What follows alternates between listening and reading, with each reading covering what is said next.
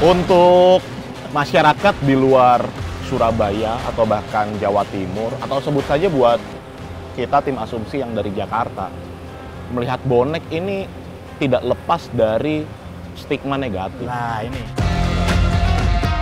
Tapi mungkin Surabaya ini karena apa ya, bukan karakter yang kayak lemah lembut, yang lemah gemulai. Ini tadi tegas Tapi apa sih cikal bakalnya yang membuat masyarakat Surabaya itu dikenal berani, nekat, dan punya nyali gitu? Disitulah saya sadar betul bahwa kekuatan Surabaya itu ada di gotong royongnya.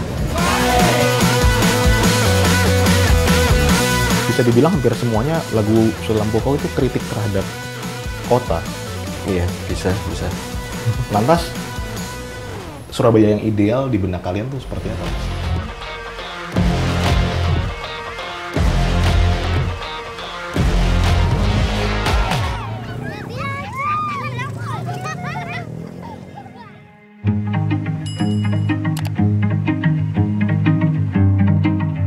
Kota ini berdarah-darah demi memerdekakan negara kita. Semangat juangnya yang tak pernah padam menggeliatkan ekonomi bangsa sebagai kota metropolitan terbesar di Indonesia.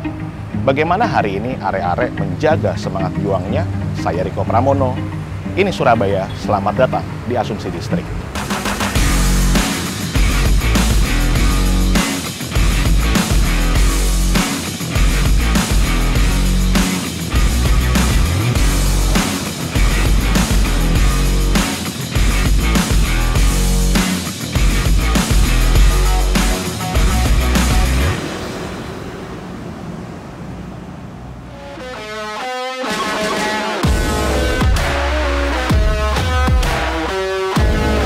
Berbicara tentang Surabaya, rasanya pembahasan ini tidak bisa lepas dari bonek yang merupakan supporter besar di Indonesia. Karakter para pejuang di Surabaya terdahulu seolah diwarisi oleh bonek dan masyarakat Surabaya yang dikenal militan dan berani. Sekarang gue ini lagi sama teman-teman bonek. Nah, yang menarik dari bonek katanya, nah ini coba kita konfirmasi ya, bahwa di sini tidak ada kepengurusan, nggak ada ketua, nggak ada wakil, atau gimana Mas? Ya karena bonek itu sama seperti kebanyakan supporter di Jawa Timur ya, khususnya Surabaya itu dari bawah ke atas, bottom up. Jadi kultural bukan struktural, seleksi alam. Dan juga saya juga menambahkan ini di awalnya, mohon maaf juga buat dulur-dulurku bonek sejagat raya mungkin. Kita sadar bahwa tidak ada bonek yang lebih bonek. Saya juga tidak di sini tidak menempatkan diri lebih tinggi dari siapapun, dari saudara-saudara saya.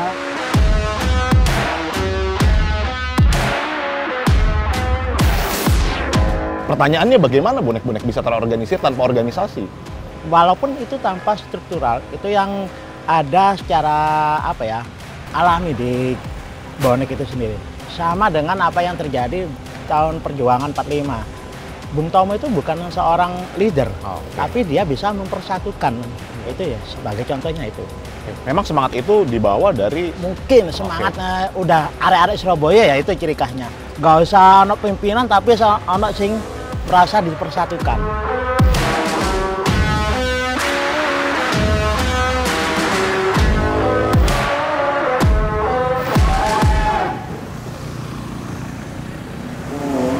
Yang menarik dari hasil perbincangan kami bersama anak-anak bonek gitu Mas, menyebutkan bahwa area-area Surabaya ini sangat bersifat inklusif gitu Mas, sangat terbuka gitu ya. Karena ada istilah di Surabaya itu keterbukaan itu menjadi hal yang paling utama. Inilah yang kemudian menjadikan kota Surabaya lebih berbeda dengan kota-kota yang lainnya. Banyak tempat-tempat mereka, tempat-tempat umum, ruang publik yang bisa digunakan mereka untuk berinteraksi. Kalau orang Surabaya menyebutnya cangkruan. Sebenarnya gini, kalau dikatakan budaya cangkruan itu bisa jadi bukan hanya turunan ya, tapi lebih kepada bagaimana aktualisasi dari tadi. Cangkruan itu ya kita ngobrol gini, misalnya minum kopi, gini, ngopi bareng. Terus belum lagi dari cangkruan itu kadang kita nggak nyadar kalau menghasilkan ide yang bisa dikerjakan bareng-bareng. Misalnya Cancut Taliwondo kan. Cancut Taliwondo ya udahlah, kita rela berkorban, mengeluarkan segala sesuatu, pokoknya yang penting ini berhasil. Nggak peduli aku udah habis 2 juta, 3 juta, gampangnya gitu. Yang penting ini harus bisa kelakon atau terlaksana.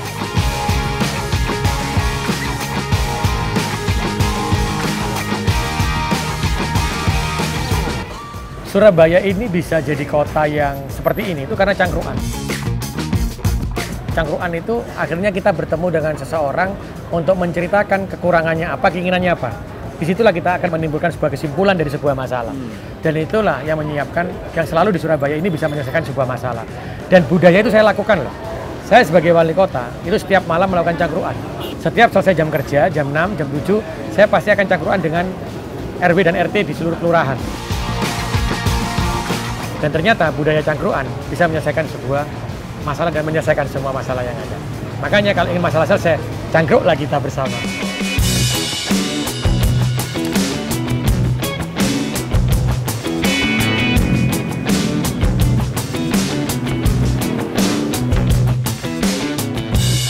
Banyak anggapan atau perspektif masyarakat Indonesia mengatakan bahwa anak-anak Surabaya itu atau orang Surabaya adalah bagian daripada suku Jawa yang paling keras gitu.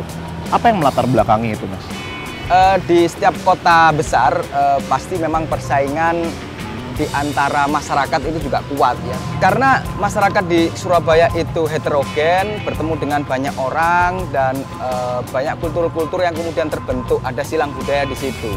Oleh karena itu keras ini bisa diimbangi dengan keterbukaan. Jadi kalau kita lihat itu di Surabaya orang terbuka begitu. Ya karena egaliter itu orang kemudian bisa bercakap-cakap, bisa ngobrol dengan gaya mereka masing-masing. Nah itu kan mungkin dianggap bagi kalangan-kalangan tertentu, oh ini kevulgaran atau percakapan yang to the point itu seakan-akan kurang baik atau tabu atau tidak sopan tabu, gitu tidak ya? sopan, tetapi dalam konteks pandangan di masyarakat Surabaya itu suatu hal yang biasa.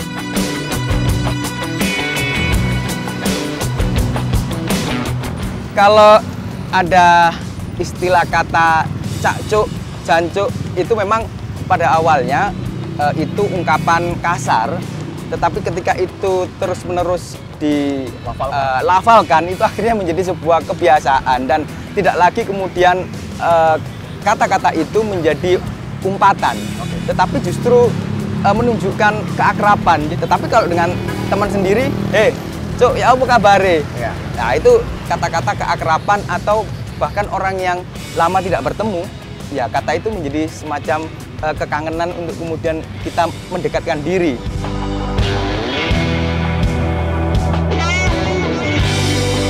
Tapi mungkin Surabaya ini karena apa ya, bukan karakter yang kayak lemah lembut, yang lemah gemulai. Misalnya tadi tegas, tapi kalau nggak suka ya nggak suka. Terus berikutnya karena toleran tadi lahirlah prinsip, ayo kalau ada yang bisa diselesaikan baik-baik dan bareng-bareng, kenapa enggak? Akhirnya timbullah semangat kepahlawanan tadi.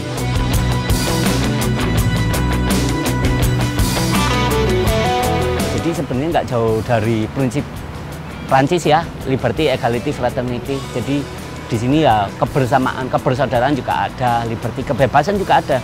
Makanya kalau nggak, ya tadi kembali lagi, bebas wes gini tanpa terdengaling-aling. Tapi bukan bermaksud nggak bertanggung jawab ya, tetap dipertanggungjawabkan. Tapi kita itu tahu bahwa sebagai manusia itu punya hak untuk menyuarakan itu.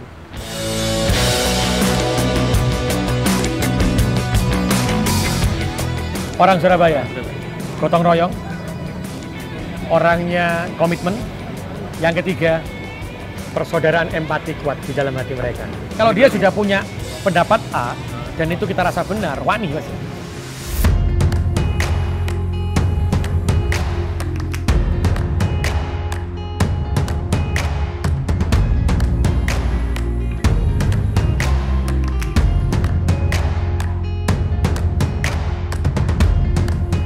Kalau dilihat si Lampu Kau itu komposisi lagunya bisa dibilang lebih dari setengahnya nggak sih Mas membahas kota Surabaya?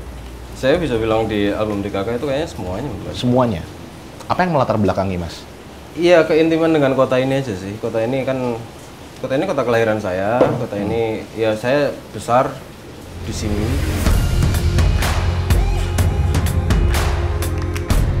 Yang masih kental karakternya orang Surabaya sampai hari ini, atau yang mulai bergeser atau mulai hilang gitu, ada nggak, Mas? Kayaknya enggak, kayaknya orang-orangnya masih tetap, karakteristiknya masih tetap sama. Saya bisa, misalkan bahkan saya ke kota lain dan ketemu orang Surabaya, saya masih bisa tahu, wah ini orang Surabaya gitu, dan langsung nyambung. Jadinya, iya, pokoknya mungkin ada, kalau misalkan mau dibahas yang kecil-kecil, pergeserannya mungkin ada, cuman secara general enggak kok, enggak duwe-duwe rek, misalkan pas lagi di kota lain tenang, lapo sih, bingung duwe. Kota Surabaya nih. Iya, kayak gitu. Tetap solid. Pernah terbayang nggak, Mas, respon apa yang akan timbul dari karya-karya Silam Puko mengenai kota Surabaya gitu, Mas, di dalam lagu-lagunya? Ekspektasinya apa pada saat itu? Saya nggak punya ekspektasi keluar, makanya ekspektasi ke dalam saya waktu itu cuman menyelesaikan album yang memuaskan buat saya kayak gitu. Untuk apa namanya, untuk ngomongin narasi-narasi kecil tentang kota ini, karena narasi-narasi besar udah dimakan semua orang yang di atas.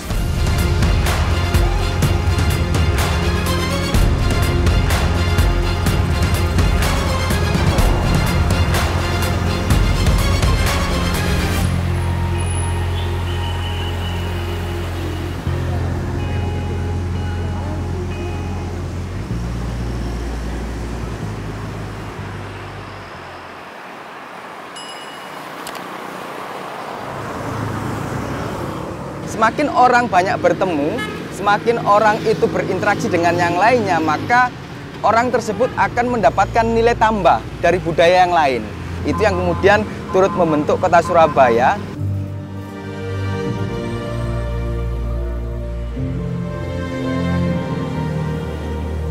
Tercermin atau dikenal dari bonek gitu ya, masyarakat kota lain di Indonesia itu melihat area-area Surabaya ini memiliki keberanian dan nyali, atau bahkan bisa dibilang nekat gitu, Mas.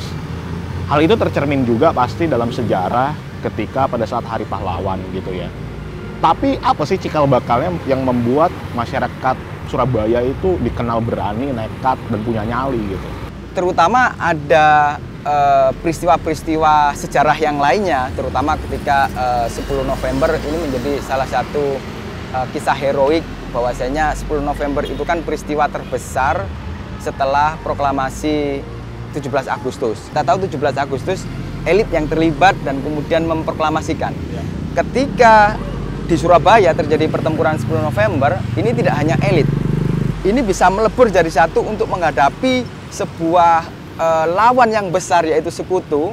Dan saat itu ya, spirit untuk merdeka atau mati, sekali merdeka tetap merdeka, itu menjadi salah satu kenapa tipikal di Surabaya itu menjadi orang yang berani. Nah, kultur-kultur itu kan terus-menerus direproduksi. Ini yang kemudian membentuk bahwasanya orang Surabaya dikenal berani dan kemudian tidak takut. Istilahnya bonek.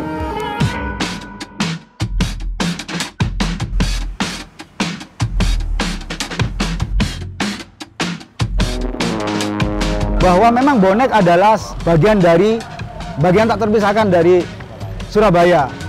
Semangat dari arek itu sendiri tetap dijawantakan bonek dalam tribun dan di luar tribun juga. Teman-teman di luar supporter, bonek itu identik dengan semangat kebersamaannya, semangat kegotong royongannya, semangat kerukunannya.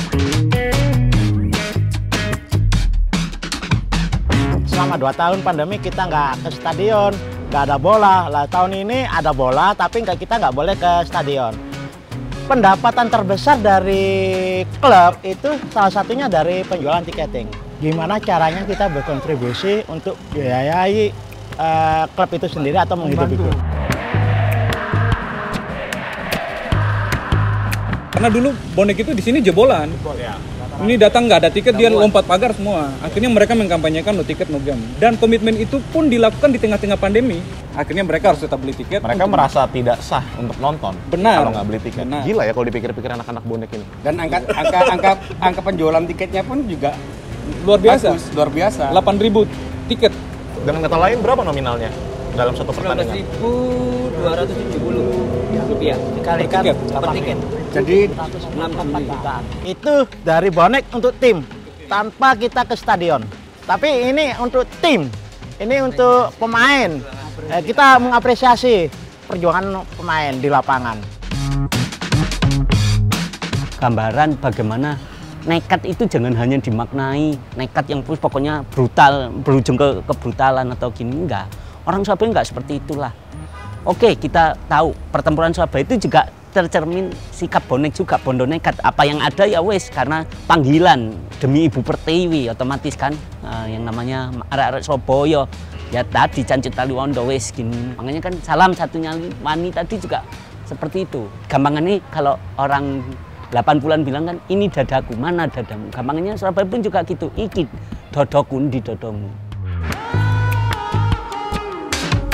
Karena gini, bonek ini sebenarnya adalah sekelompok atau gerombolan supporter yang memang fanatik dan mencintai Persebaya dan kota Surabaya ini. Bahkan bonek itu tidak hanya mendukung Persebaya, kalau jelek pun dia habisin. Nah ini sebenarnya kekuatan besar ini untuk membangun sebuah persepak bolaan di Surabaya khususnya di Indonesia. Dan ini bisa terwujud. Dan dengan bondo nekatnya, dengan waninya, saya yakin Persebaya akan menjadi lebih hebat lagi.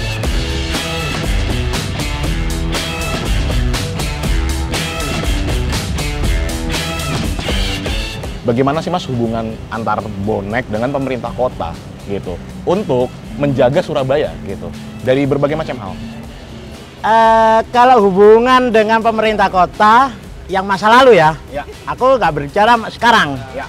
Kalau masanya Mak Risma sebelum mensos, nggak harmonis, terus terang nggak harmonis. Caranya Ibu Arek nggak pernah. Kita merasa bagian dari masyarakat itu sendiri. Bonek itu supporter, juga tidak lepas dari masyarakat sekitar. Betul. Waktu itu awal pandemi tahun 2020 kemarin, Maret, teman-teman sepakat, ayo kita bagian dari masyarakat, kita apa yang kita bisa lakukan.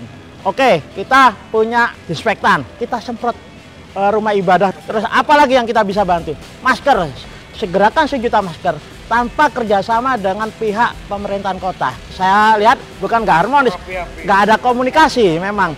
Karena maknya merasa nggak butuh dengan kita juga nggak butuh, nggak gitu. Bukan curhat sih, tapi melampiaskan.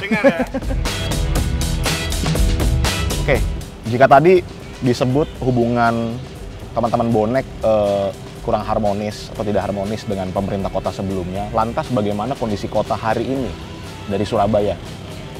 Baik-baik aja. Kita nggak terlalu ngurusi urusan pemerintahan karena kita nggak mau terkontaminasi ke politik ya.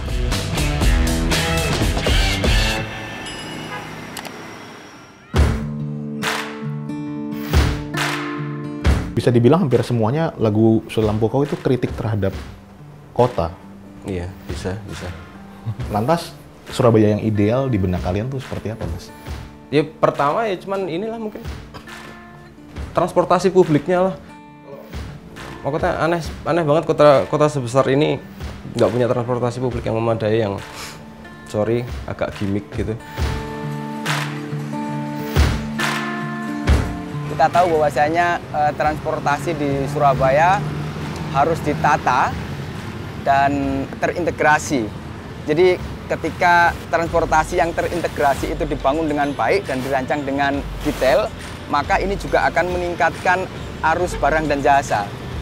Apalagi kedepannya integrasi Surabaya Raya itu juga dibutuhkan. Dengan kata lain, Surabaya Bus itu penetrasinya masih sangat kecil. Ya, kalau kita lihat bus Surabaya memang jalurnya masih terbatas.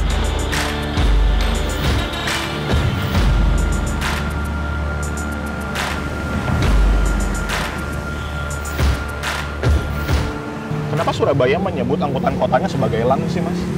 Kalau di Surabaya kan disebut lane ya. Jadi lane itu kan kemudian ada jalur-jalur yang dilewati.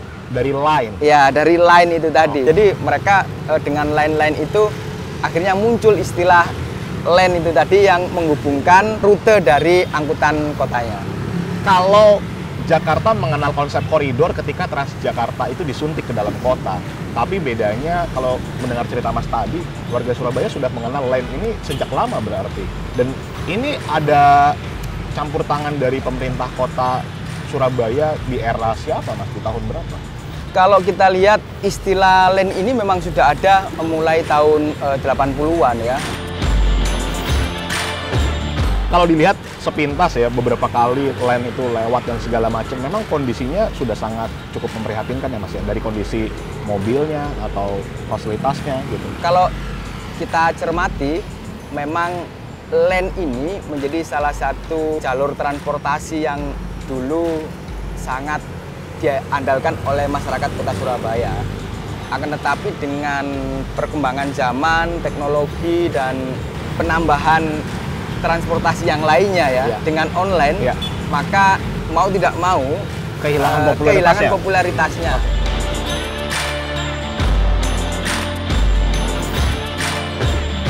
Jadi sebenarnya Surabaya saya bangga adalah Surabaya hari ini mendapatkan clean air. Jadi kota terbersih metropolitan se-Asia Tenggara. Tapi meskipun begitu saya ingin ada transportasi massal. Yang hari ini ada bis Surabaya. Kita juga akan bicara terkait transportasi massal, apakah itu tram listrik, apakah LRT atau MRT. Dan ini harus kita lakukan. Karena apa? Ke depan maka untuk mengurangi motor, mengurangi mobil, itu kita bisa menggunakan transportasi massal. Dengan catatan, transportasi massal harus bersih, transportasi massal harus tepat waktu, transportasi massal harus aman. Inilah yang saya selalu katakan, sehingga nanti kita akan melakukan kerjasama untuk membuat transportasi massal di tahun berikutnya. Karena ini cita-cita dan rencana saya waktu menjadi kepala Bapeko, blueprintnya Surabaya itu ada transportasi massal, yang membuat adalah salah satunya saya. Sehingga saya harus mewujudkan itu ke depan.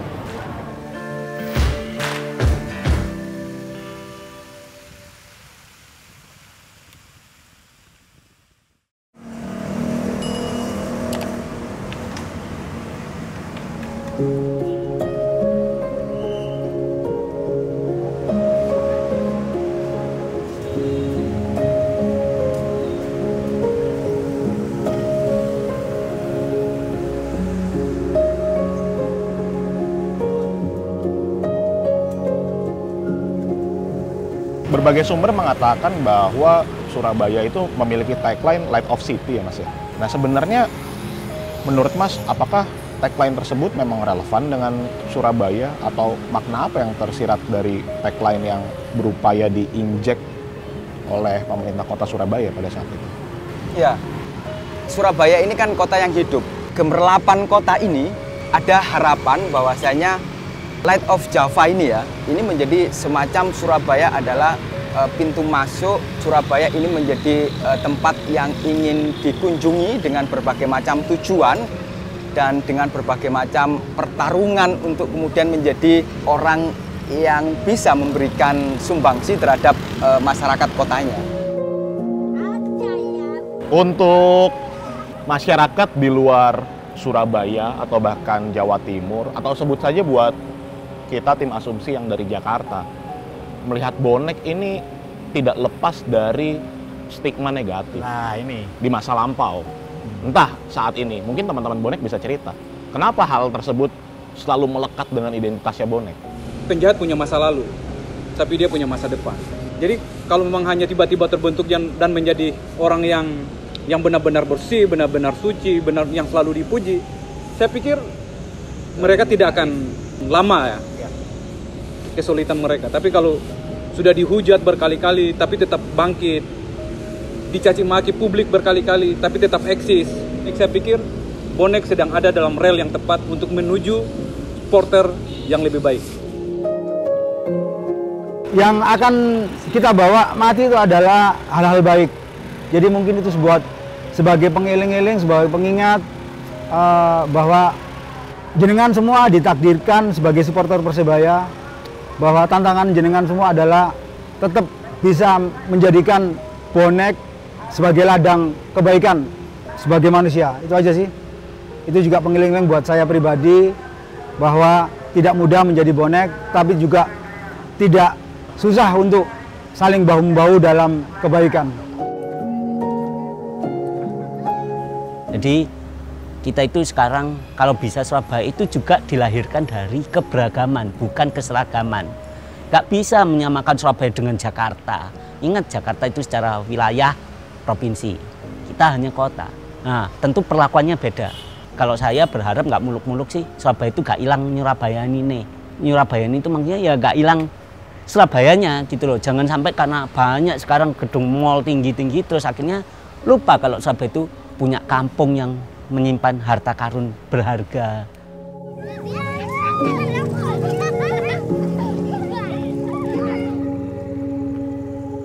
Berkarakter khas, pemberani, dan apa adanya, sepertinya memang sudah melekat bagi masyarakat kota Surabaya.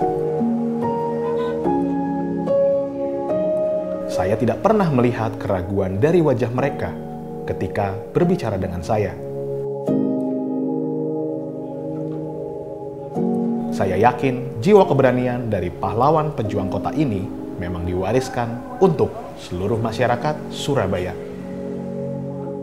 Surabaya Wani.